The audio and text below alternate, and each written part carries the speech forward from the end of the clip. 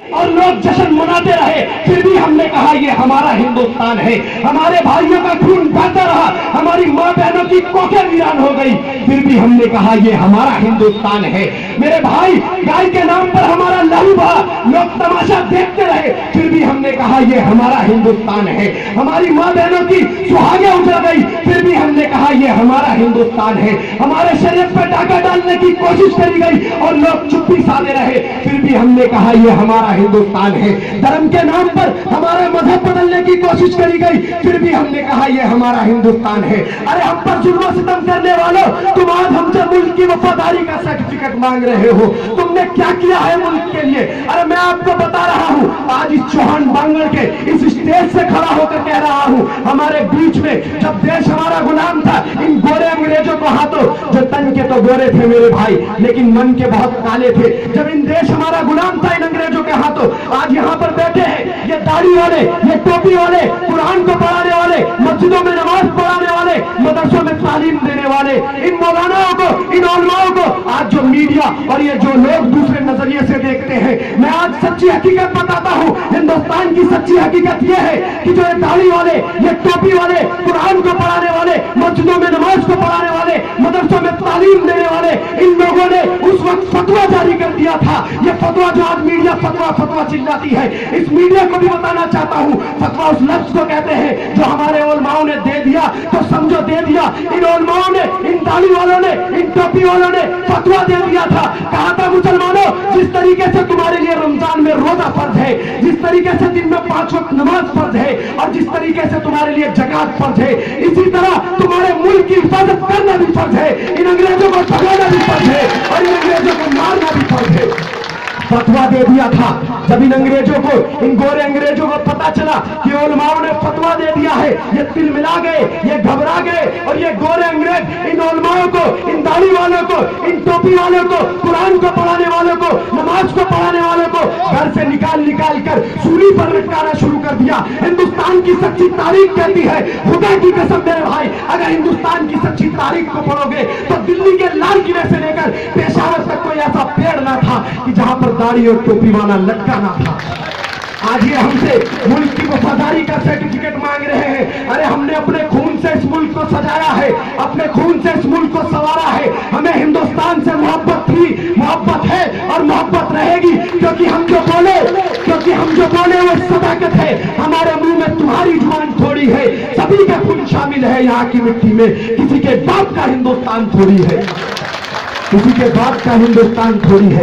आज ये हमसे मुल्क की वफादारी का सर्टिफिकेट मांग रहे हैं। अरे हमने तो मुल्क के लिए बहुत सारी कुर्बानियां दी हैं, लेकिन मेरे भाई अफसोस हम लोगों के अंदर सिर्फ इस दौर में इत्तेहाद नहीं आ पा रहा। तुम इत्तेहाद नहीं दिखा पा रहे। तुम अपना इत्तेहाद जब दिखाते हो जब तुम्हारे घर में कोई मैयत हो जाती है, सारे लोग इकट्ठे हो जाते हो, भूल जाते हो जात को, बिरादरी को, सुन्नी बरेली वहाबी, तुम लोग इकट्ठा होते हो कि हमारे भाई का जनाजा जा रहा है, हमें कांधा देना है। लेकिन जब कुर्सी का वक्त आता है, इख्तिदार का वक्त आता है, सत्ते का वक्त आता है, तुम्हारा इत्तेहाद कहां चला जाता है मेरे भाई? तुम क्यों अपनी ताकत को कभी इधर कभी इधर कभी उधर बांट देते हो मेरे भाई?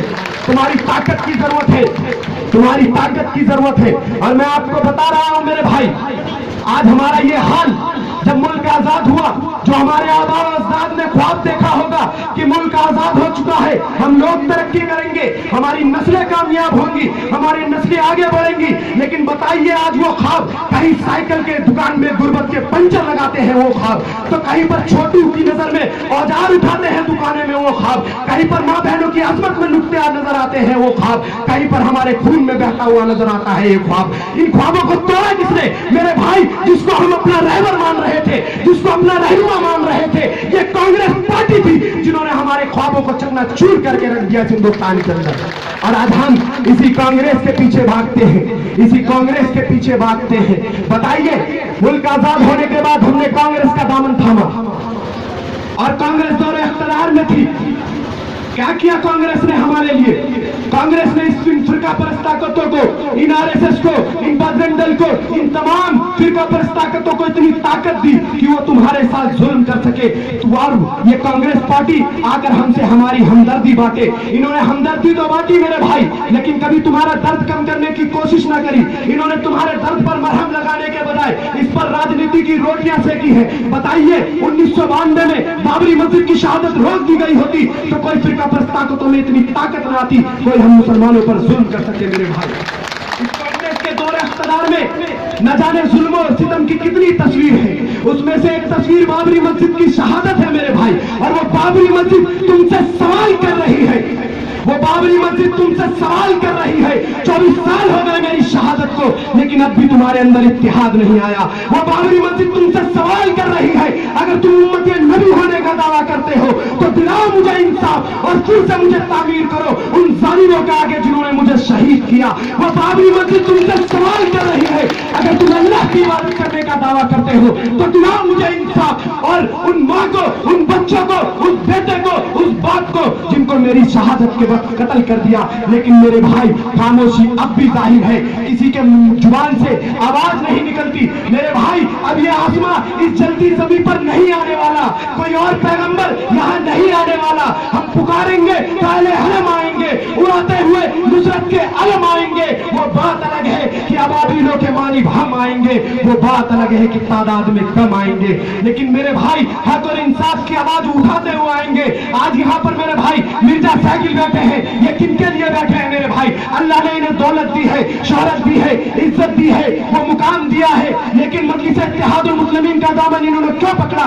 क्योंकि ये आपके नस्लों को, मुस्तकबिल को संवारना चाहते हैं। ये खुद नौजवान है, इनको पता है कि आने वाली नस्लों का मुस्तकबिल क्या है। अगर हम अपनी ताकत को इधर और उधर और इधर जाया करते रहेंगे तो मेरे भाई ना हमारा मुस्तकबिल सुधरेगा, ना हमारी नस्लों का मुस्तकबिल सब सुधरेगा। इत्तेहाद की जरूरत है मेरे भाई, लाओगे इत्तेहाद, लाओगे इत्तेहाद। हाथ खड़े करके बताओ मेरे भाई, एक एक हाथ खड़े करके बताओ, चौहान डालने में बताओ इन तमाम सेकुलर जमातों को कि अगर हमारे अंदर इत्तेहाद आ गया तो हमारे वजह से तुम्हारा वजूद था। हम है तो तुम हो, हम नहीं तो तुम नहीं मेरे भाई।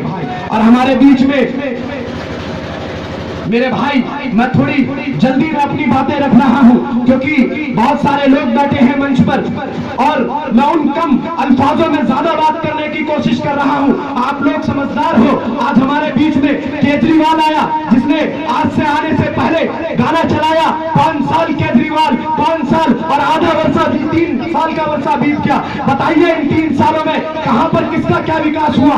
अगर आप देखें केजरीवाल ने आपसे वादे करे थे कि मैं तमाम अखिलियत के लोगों को हर मुकम्मल, हर मुस्तकबिल के लिए उनके लिए खड़ा होऊंगा, लेकिन आज केजरीवाल के वादे बताइए। आज यहाँ पर आप लोग बैठे हैं, आपके बीच में एक मुस्लिम नुमाइंदा जरूर उतार दिया, लेकिन मेरी विधानसभा किराड़ी पड़ती है, वहां पर भी अखिलियत के लोग बसते हैं। जब हमारे मुस्लिम अखिलियत के लोगों ने केजरीवाल के विधायक को जिताया तो उन्होंने एक वादा किया था कि मैं एक टिकट, 5 सीट में से एक टिकट जरूर आपके दूंगा, और उन्होंने यह भी वादा किया था कि पूरी दिल्ली के अंदर 25% मुसलमानों को मैं इलेक्शन लड़वाऊंगा। अगर 25% को जोड़ा जाए मेरे भाई तो सिर्फ 65 सीट होते हैं, लेकिन केजरीवाल ने सिर्फ 25 सीटों पर मुसलमानों को रोक दिया क्योंकि ये नहीं चाहते आप सियासत में आओ। मैं अपनी किराड़ी की बात कर रहा था मेरे भाई, जब हमारे मुस्लिम भाई वहां पर गए कि हमें टिकट दो, हमने जिद्दोजहद करी है, हमने आपकी पार्टी के लिए मेहनत करी है, तो उन्होंने सवाल किया कि कितने मुसलमान हैं तुम्हारे वार्ड में?